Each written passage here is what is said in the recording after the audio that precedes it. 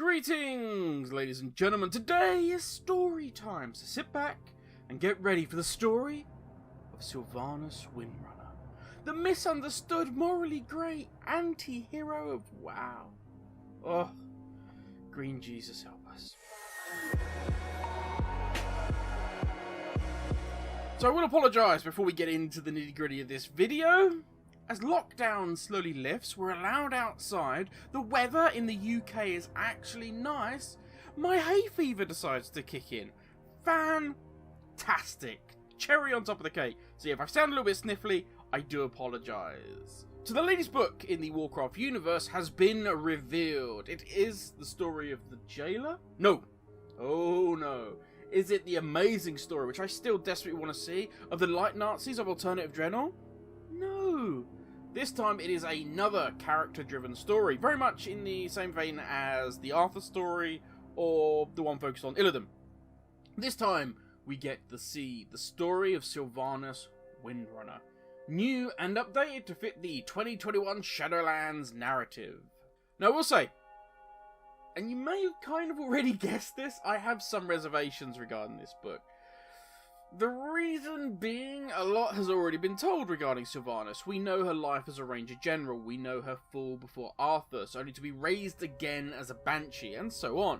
All the way to her complete and utter destruction as a character in the book Before the Storm, which I really did not like.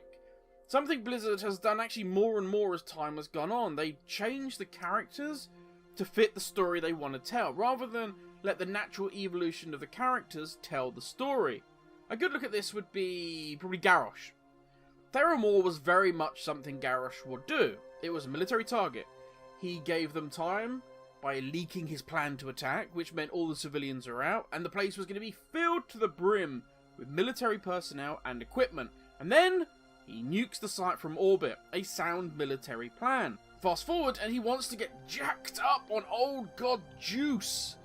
Even after knowing exactly what happened to his father. Even after he'd lived with the shame of what his father had done. Until Thrall turned up and said, hey, your father actually died a hero, he freed us all. So then after all that, he goes back to see his dad and says, yo dad, whoa, you don't want to touch that blood juice. Oh no, instead you want to embrace the true might of the Horde. You want to embrace technology and combine that with our warrior spirit. That is in keeping with the Theramore honor-based Garrosh, not the let's suckle on the teat of the old god Juice Garrosh.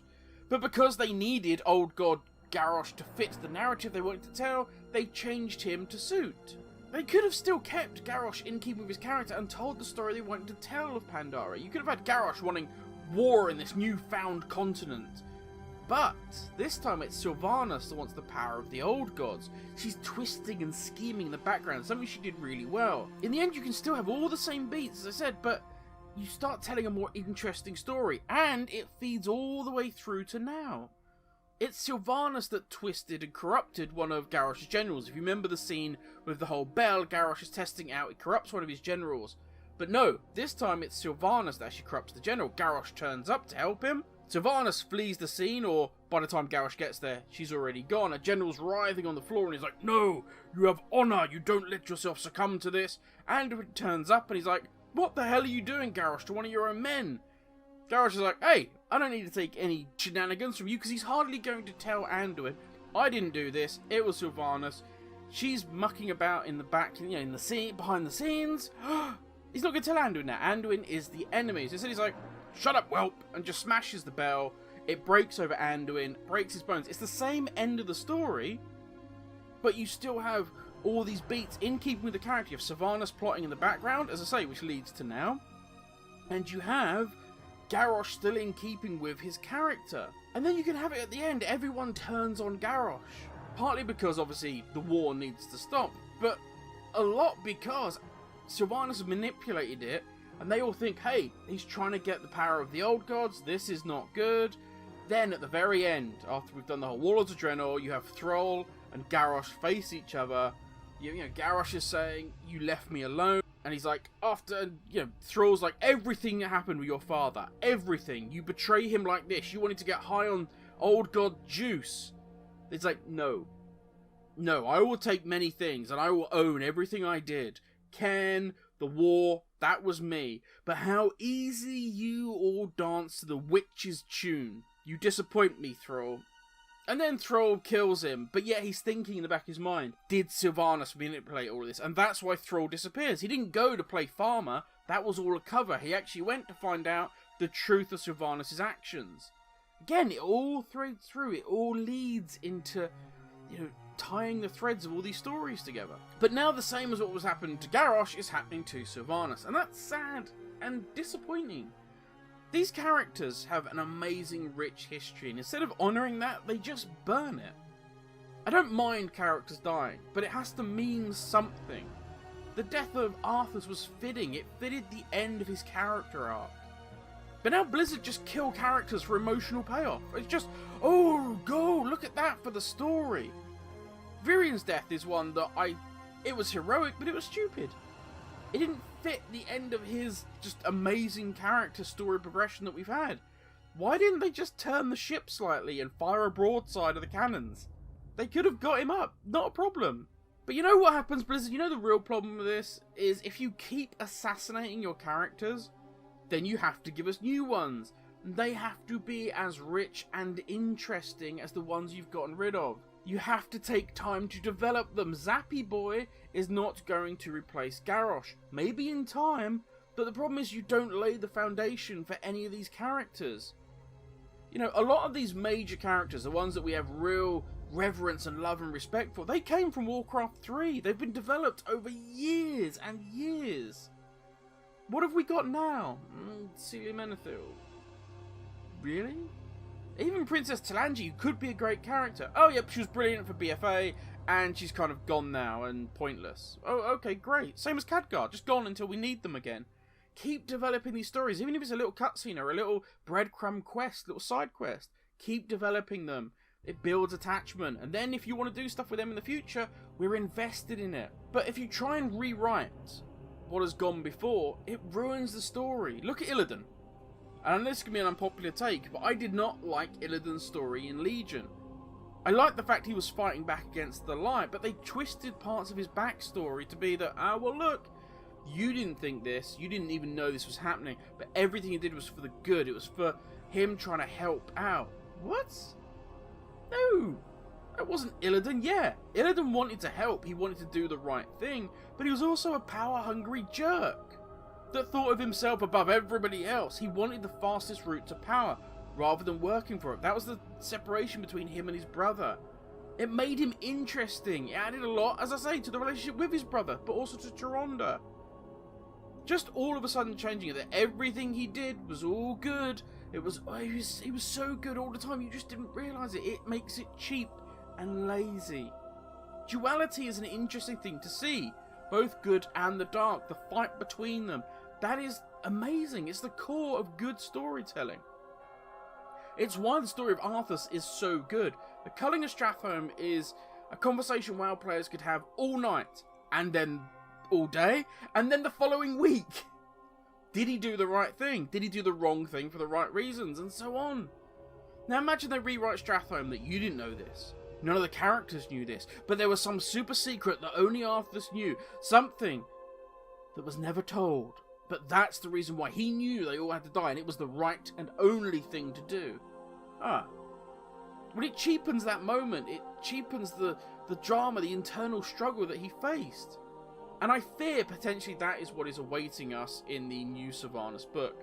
This twisting of the story, the twisting of history of these amazing characters to suit the current story they want to tell. And because of that, it will take away from the other stories, the history of WoW.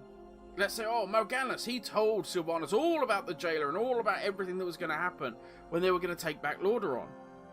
And ever since then, she hasn't cared one iota about the petty little dabblings of the people of Azeroth. She hasn't cared. She's playing the much larger game. All of a sudden, she didn't care when she helped the Blood Elves join the Horde. No, that was just because she didn't want them to join the Alliance, because then the Alliance would have been too powerful. She was planning the war all along. She didn't care about raising New Forsaken, about their future and their potential extinction.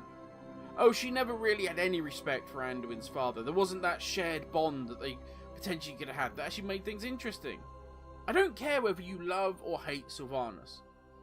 But you can't deny that originally her backstory and her actions up until maybe Wrath were interesting from a storytelling aspect. There was so much potential there. Yes, she was always looking out for number one, she was always scheming and calculating and always cold because of the actions of Arthas, but every now and again she showed a glimpse of the Ranger General. But there was also so much more.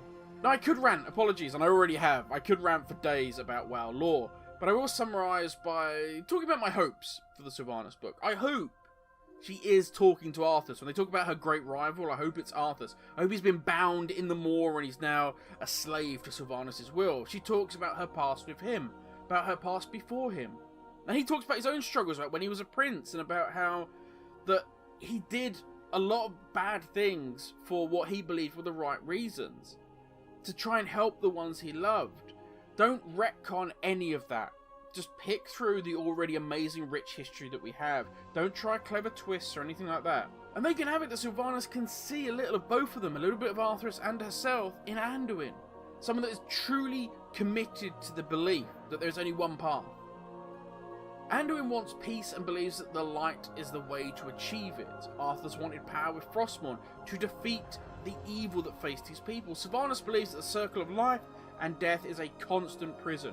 She wishes to use the power of the jailer to break that. All of them were blind to where the road they were on could lead to. She talks to them twisting the little lion. Maybe he doesn't fall. Instead, it's actually Arthas possessing Anduin's body. And she respects Anduin for not breaking. Or, hey, they do break him, and she sees herself that she had no free will when she was under Arthas' control. And she regrets that with Anduin. You know, we've got a glimpse of this in the awful, and I will say awful cutscene with Anduin and Sylvanas, which you can see playing now. So let's say that she believes he deserves the right to walk his own path, no matter where it's going to lead. It would be an interesting twist if she sees potentially his ruin as one of his paths.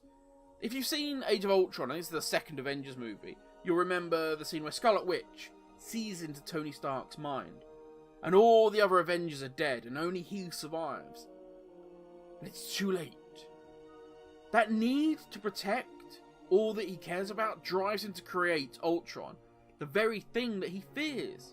And we have seen that the light in WoW is not this beautiful, all-caring force that only wants good for everyone. It is a faction in WoW like any other, but part of the much bigger war. The light has destroyed vast areas of Revendreth. They tried to force Illidan to bend to their will, and they went full crazy in Alternative Draenor. If you've never seen that storyline, go check it out. And that's the whole reason the Magar Orcs had to flee. It would be an interesting end to the book if they kind of left Anduin doubting if the path he was on was truly his own. And what that means for the future of not just Azeroth, but for the Warcraft universe as a whole. I hope desperately that Christie Golden can put aside her blind love of this pure Anduin that can do no wrong. In Before the Storm, it was painful how bad Anduin was written. He was almost a deity level in how perfect he was. Going so far as having tingle bones that should even think something naughty, it would hurt so much. I'm not gonna lie. If I was him, I would be in a lot of pain when I looked at Auntie Jaina. But I digress. In Shadows Rising, he was much more of a deeper, interesting character. There was torture on the cards being talked about, and Anduin's like, look, I need the job done, just get it done, it's for the greater good, you don't need to tell me how you go about it. As I said before, that's what makes an interesting character. When you have one that is as golden and as good as Anduin, you need to see them in a no-win situation. From that you gain the idea of what guides them, how strong is their moral compass, how far will they go for their beliefs, for what they think is right, for what their ideals are. It's a quick no-win situation like the culling of Strathone. And from those moments, great characters are born. Here's hoping, no matter what we get, it's a fitting end to one of WoW's best characters. Let's have a little bit of Arthas in there as well. It would be amazing to see the tables turned on them. Like two old veterans from opposite sides of the same war. Arthas seeing how she has become very much like him. She's almost grown into what she hated. And then look at Anduin going forward, maybe leaving doubts about what his future holds. But that's enough for me, everybody. Thank you for watching. Whew, stay safe, and I will catch you all in the next video. Ladies, everyone.